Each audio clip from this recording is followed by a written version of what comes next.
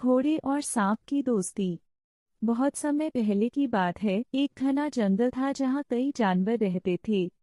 उसी जंगल में एक तेज तर्रार घोड़ा और एक चालाक सांप भी रहते थे। घोड़ा अपनी तेज गति के लिए मशहूर था और जंगल के सारे जानवर उसकी ताकत और चालाकी की तारीफ करते थे।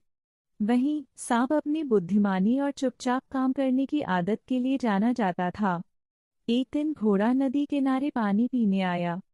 जैसे ही वह पानी पीने के लिए झुका, अचानक उसका पैर फिसल गया और वह कीचड़ में गिर गया।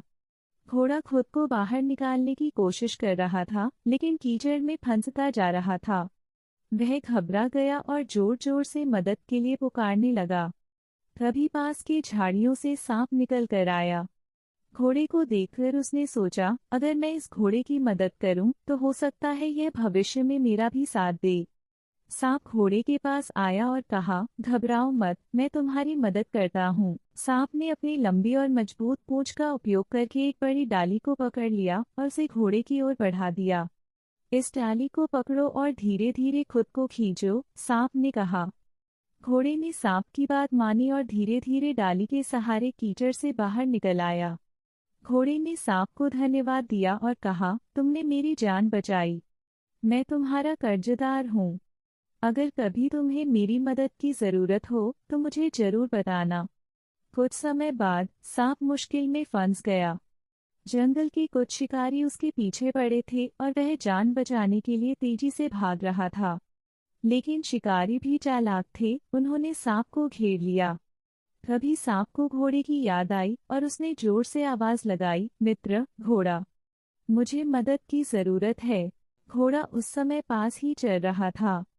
जैसे ही उसने सांप की आवाज सुनी, वह तुरंत उसकी मदद के लिए दौड़ पड़ा।